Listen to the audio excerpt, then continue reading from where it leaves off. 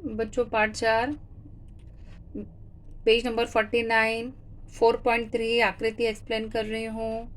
इस आकृति में तार की कुंडली दिखाई गई है, ये सिगड़ी, जिसमें ये विद्युत धारा से ऊष्मा उत्पन्न होती है और भोजन पकाया जाता है, हीटर, और ये विद्युत बल्ब है। इसमें ये टंगस्टन धातु की तार है।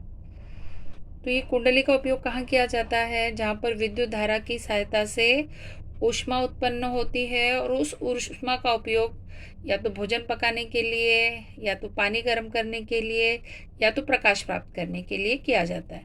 यहाँ पर दिया है कि पानी गर्म करने के लिए बॉयलर, सिगड़ी आदि विद्युत धारा के ऊष्मीय प्रभाव पर कार्य करते हैं। अच्छा, इन उपकरणों में किसका उपयोग किया जाता है? ऐसे चालक पदार्थों का उपयोग किया जाता है जिनकी अवरोधकता अधिक होती है। अब अवरोधकता अधिक होने से क्या होता है कि जब ऐसे चालक पदार्थों में विद्युत धारा प्रवाहित की जाएगी तो अधिक ऊष्मा उत्पन्न होती है। तो जब वैज्ञानिक कारण आएगा तो सिर्फ इतना लिखना है कि अवरोधकता अधिक होने के कारण ऊष्मा अधिक उत्पन्न होती है। आपने यहाँ पर देखा, तार को फोल्ड करके रखा है, यानी कुंडली बना के रखी है, जिससे क्या होगा? अवरोधकता अधिक होगी। अवरोधकता अधिक होगी तो क्या होगा बच्चों? अधिक ऊष्मा उत्पन्न होगी। ओके। अब यहाँ पर बल्ब, बल्ब में वैज्ञानिक कारण आता है टंगस्टन तार का उपयोग किया जाता है। अब ये टंगस्टन धातु है, W इसका संकेत है। अब इस तार का उपयोग कहाँ पर किया जाता है? बल्ब में। वैज्ञानिक कारण आता है। कारण क्या है कि इसका गलनांक 3400 है, बहुत ही अधिक है, बहुत ही उच्च गलनांक है। तो उच्च गलनांक होने से क्या होता है कि इसमें ज़्यादा से ज़्यादा मात्रा में विद्युत प्रवाहित कर सकते हैं और ये तार पिघलती नहीं है। अगर गलनांक कम होता तो क्या होता? तार पिघल जाती। परंतु गलनांक अधिक होने से क्या होता है कि विद्युत धारा प्रवाहित करने पर इतना 3400 तापमान आने पर ये पिघलती नहीं। इसका अर्थ है अधिक गर्म होगी, वो पिघलेगी नहीं और प्रकाश देगी। तो ये दो वैज्ञानिक कारण हमने एक्सप्लेन करे और ये दो आकृतियों को हमने एक्सप्लेन किया। अगला पेज देखो, 4.4। बच्चों, ये किसकी आकृतियाँ दी है? पेज नंबर 50 पर 4.4 पर संगलक तार। संगलक तार ये आपने देखा है, फ्यूज या अलग अलग प्रकार की फ्यूज की आकृतियाँ दी है। बच्चों, ये फ्यूज का उपयोग क्यों किया जाता है कि अचानक से अगर भारी मात्रा में विद्युत धारा प्रवाहित होती है तो क्या होता है कि ये फ्यूज, इसके अंदर एक तार होती है जिसका गलनांक बहुत ही कम होता है। ओके, तो ये तार पिघल जाती है, विद्युत धारा खंडित होती है, और विद्युत धारा खंडित हो जाएगी यानी क्या हो जाएगा कि जो अति शक्तिशाली विद्युत धारा से जो हमारे उपकरण है, जैसे फ्रिज है, एसी है, उनकी रक्षा होती है। ठीक है। तो ये अगर आकृति आती है एग्जाम में, आपको एक्सप्लेन करना होता है ये आकृति। तो आपको लिखना है कि ये संगलक की आकृति है। इसका उपयोग क्यों किया जाता है कि अचानक से अगर शक्तिशाली विद्युत धारा आए तो पहले ये तार फ्यूज हो जाती है, ठीक है, गल जाती है, जिससे लाइट चली जाती है, और वो अचानक जो शक्तिशाली विद्युत धारा प्रवाहित होनी थी वो, ठीक है, उनसे हमारे उपकरणों की रक्षा होती है। आप सभी जानते हो ये किसकी आकृतियां हैं? फ्यूज की। इसका उपयोग क्यों किया जाता है कि शक्तिशाली विद्युत धारा से हमारे उपकरणों की रक्षा करने के लिए। अब पेज नंबर 51 देखो, 4.5 विद्युत धारा का चुंबकीय प्रभाव। अभी तक हमने विद्युत धारा का ऊष्मीय प्रभाव हमने देखा कि अगर किसी तार में विद्युत धारा प्रवाहित करते हैं तो वो तार गर्म होती है, अर्थात ऊष्मा उत्पन्न होती है। अब हम क्या देखेंगे? विद्युत धारा का चुंबकीय प्रभाव। ये आकृति देखो बच्चों, ये प्लस माइनस, ये बड़ी लाइन को प्लस बताते हैं और ये छोटी लाइन को माइनस। तो ये प्लस माइनस, ओके। ये क्या है? जो हमारे घरों में विद्युत का स्रोत है, जो ये है विद्युत का स्रोत, यानी यहाँ जहाँ पर विद्युत धारा उत्पन्न होती है, हमारा स्विच बोर्ड, वो उस स्विच बोर्ड से जो तारें निकलती है, एक प्लस तार और एक माइनस तार, उसको किससे जोड़ा गया है? कुंजी से जोड़ा गया है। तो बस ये एक तार बता रहा है, तार को किससे जोड़ा है? कुंजी, इंग्लिश में स्विच कहते हैं। और तारों को किससे जोड़ा है? विद्युत के स्रोत से। या तो विद्युत सेल लिख सकते हो या बैटरी लिख सकते हो इस चिन्ह को।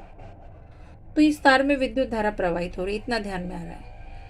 अब इस तार में विद्युत धारा प्रवाहित हो रही है, विद्युत धारा की दिशा ये बता रही है प्लस से। एरो कहाँ से शुरू हुआ? प्लस से माइनस की ओर। अब इस तार में विद्युत धारा प्रवाहित होती है और इस तार के पास सुई रखी है, चुंबकीय सुई, ओके। तो जब विद्युत धारा प्रवाहित होती है तो ये जो चुंबकीय सुई ये सीधी रखी है, वो क्या हो जाती है? ऐसे मुड़ जाती है, देखो इस दिशा में विचलित हो गई। ये जो ये बताया है नॉर्थ साउथ, ये थोड़ा ऐसे हो गया, टिल्ट हो गया, विचलित हो गई। तो ये विचलित क्यों हुई चुंबकीय सुई विद्युत धारा प्रवाहित करने पर? क्योंकि इस तार में विद्युत धारा प्रवाहित करने पर चुंबकीय गुणधर्म आ जाता है। फिर जब एक चुंबक के पास, ये तार अब चुंबक बन गया, दूसरा चुंबक आया तो ये विचलित हो गया। अब इस आकृति में क्या किया है कि विद्युत धारा की दिशा बदल गई। जो पहले प्लस था उसको अभी हमने क्या बनाया? माइनस। विद्युत की दिशा बदल गई, तार बदल दिया। तो ये जो चुंबकीय सुई थी उसकी दिशा भी चेंज हो गई। देखो पहले इस दिशा में, ये दिशा में ऊपर हुई थी, अब दिशा बदल गई है।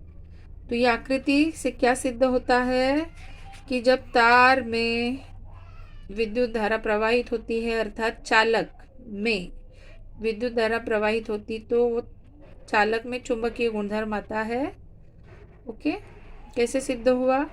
जब चुंबकीय सुई लाए, जब विद्युत धारा प्रवाहित नहीं होती तो चुंबकीय सुई स्थिर रहती है, परंतु जैसे ही विद्युत धारा प्रवाहित करते हैं ये विचलित हो जाती है या विचलन उत्पन्न होता है। यहाँ पे प्लस माइनस को बदल दिया, ओके। तो ये क्या हो गया?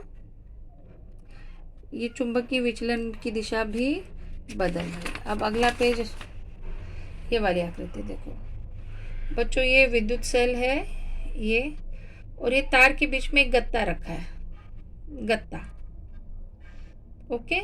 ऐसे गत्ता रखा है, गत्ता ऐसे गत्ता रखा है, और उस गत्ते पे क्या करा है? लोहे के चूर्ण फैला दिए हैं, ओके, लोहे का बुरादा।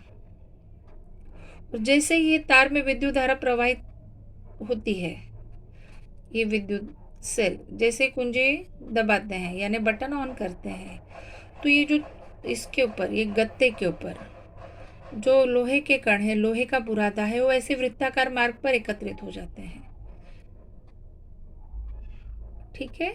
तो ऐसा क्यों हुआ? क्योंकि ये तार विद्युत धारा के कारण इसमें चुंबकीय गुणधर्म आ गया, और इस चुंबक के कारण ये लोहे के बुरादे में हलचल हुई, और इस प्रकार से ये लोहे का बुरादा वृत्ताकार मार्ग पर एकत्रित हुआ, ठीक है।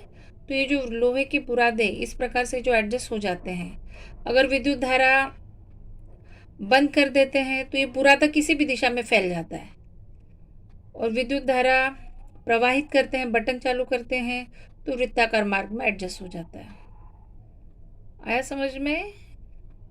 तो ये हलचल किस कारण से होती है? जब इस तार में विद्युत धारा प्रवाहित करते हैं, अर्थात इस तार में चुंबकीय गुणधर्म आ जाता है। जैसे विद्युत की सप्लाई बंद करती हैं, वैसे ही ये लोहे की चूर्ण भी अपने नॉर्मल पोजीशन में आ जाती है, इधर उधर बिखर जाते हैं। तो यहाँ से क्या उससे मालूम पड़ता है कि अगर ये तार में विद्युत धारा प्रवाहित करते हैं तो इसके आसपास ये वृत्ताकार मार्ग पर चुंबकीय क्षेत्र उत्पन्न होता है, यानी इतनी दिशा पे वो चुंबकीय क्षेत्र क्रियाशील रहता है। यहाँ पर एक नियम मिला, पेज नंबर 53, दाहिने हाथ के अंगूठे का नियम। दाहिने हाथ के अंगूठे का नियम, अगर हम चालक को दाहिने हाथ से पकड़ें तो ये अंगूठा विद्युत धारा की दिशा बता रहा है, और ये उंगलियां चुंबकीय क्षेत्र की दिशा। अगर मैं इसे पकड़ूं, ओके, तो अंगूठा विद्युत धारा की दिशा और उंगलियां चुंबकीय क्षेत्र की दिशा। जैसे यहाँ पर ये चुंबकीय क्षेत्र की दिशा है, तो ये हमने उंगलियों से बताई है। तो ये है दाहिने हाथ का नियम, दाहिने हाथ के अंगूठे का नियम कि अगर चालक को दाहिने हाथ से पकड़े तो अंगूठा विद्युत धारा की दिशा बताता है और चालक से लिपटी हुई उंगलियां चुंबकीय क्षेत्र की दिशा बताता है। Wish you all the best.